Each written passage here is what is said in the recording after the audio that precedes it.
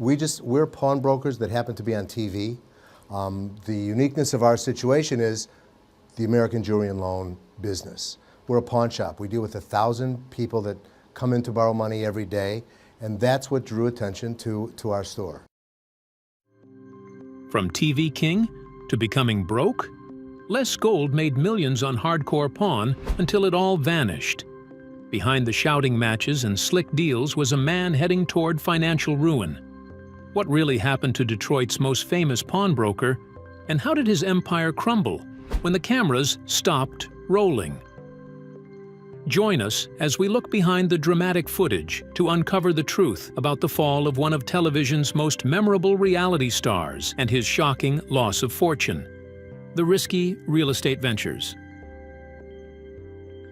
Pawn shops themselves, an interesting indicator as to the health of the local and sometimes national economy. My next guest noting recently that his pawn shop saw an influx of heavy-duty construction equipment just ahead of the massive economic downturn and housing bubble burst back in 2007. Joining me right now is the star of Hardcore Pawn, Les Gold. Les, good to see you. Thank you so much for joining us. Les Gold started a small pawn shop in Detroit and grew it into a huge 50,000 square foot store that became well known in the city. After doing well with his business, American Jewelry and Loan, he used his money and experience to start buying buildings and land. Thanks to the money from his shop and his fame from TV, Les began buying properties around Detroit, hoping the city would bounce back and grow again. In 2017, Les spent a lot of money buying old, empty buildings in poor parts of Detroit.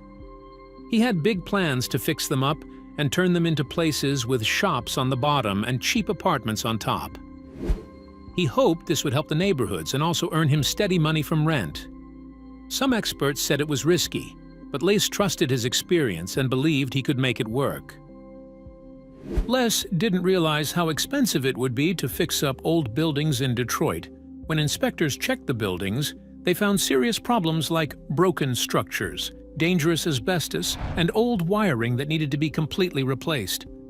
At first, Les thought the repairs would cost $5 million, but the price shot up to over $15 million. This used up most of his money very quickly. When he couldn't pay the workers on time, they stopped working and the buildings were left unfinished, getting damaged by weather and vandalism. But as his real estate investments were crumbling, another crisis was brewing inside his famous pawn empire. Tell us about how that came about. Well, this friend of my wife's, who plays cards with her, had this collection that she needed appraised. And it just so happened that Good Morning America approached me looking for items that were valuable that the person that owned them didn't know the price. The failed Las Vegas expansion. After Hardcore Pawn became super popular in 2014, Les Gold decided to take a big chance and open a new pawn shop in Las Vegas. His idea was exciting: a flashy store on the Las Vegas Strip where tourists could pawn items, see cool stuff from the TV show, and even meet the Gold family. Les spent more than $4 million to get a great spot and build a fancy 15,000 square foot shop that he hoped would be even more impressive than the famous Pawn Stars store nearby. The Las Vegas shop opened in 2016 with a lot of excitement, including a big party with celebrities and tons of ads all over local TV and newspapers. Les thought the store would quickly become a popular spot for tourists and make good money from both pawning items and selling merchandise. He hired 35 workers and filled the shop with fancy items chosen to attract visitors who had plenty of money to spend. Things didn't go as well as Les Gold had hoped. Even though the shop was in a good spot, it was just far enough from the main Las Vegas Strip that not many people walked by. Running the store in Las Vegas cost a lot more than in Detroit. Just the rent was almost $75,000 every month. On top of that, other pawn shops in Las Vegas were already popular and well-known, making it hard for Les's new store to compete. After losing almost $200,000 every month for a year and a half, Les had to shut down the Las Vegas shop in 2018. He lost millions on building the store and leftover items he couldn't sell.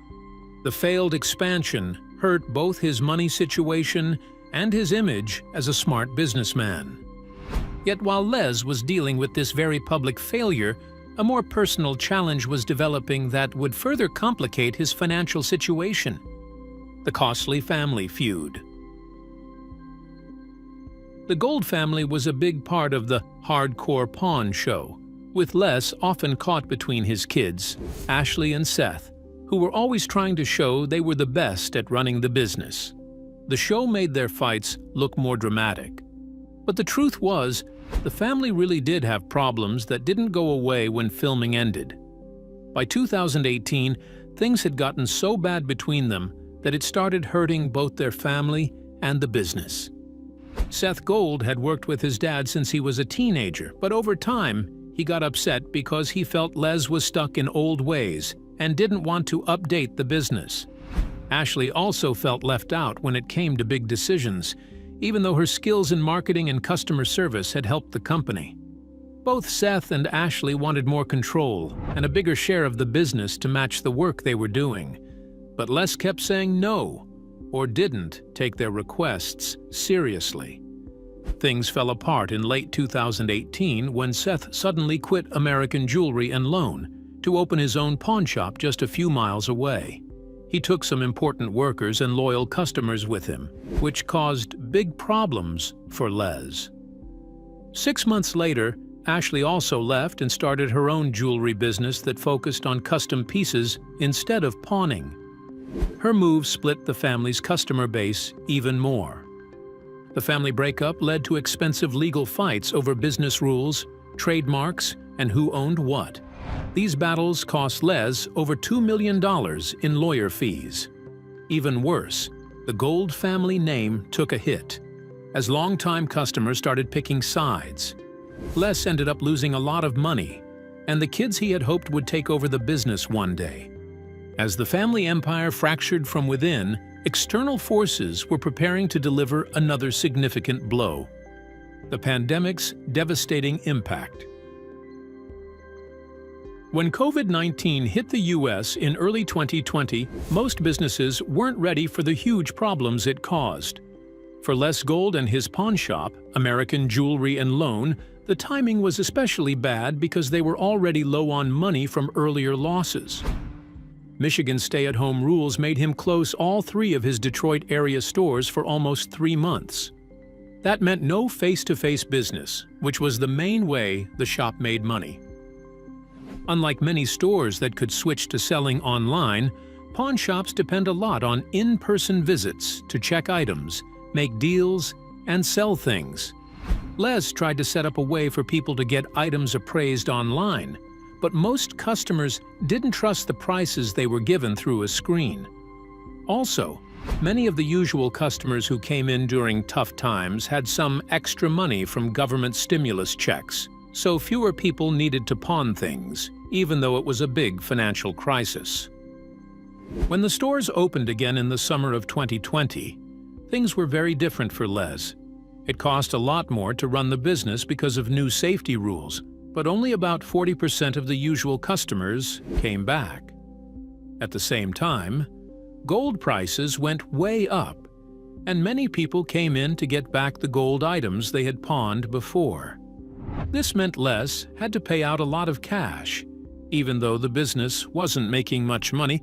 By the end of 2020, Les had to shut down 2 of his 3 stores for good and let go of more than 60% of his workers.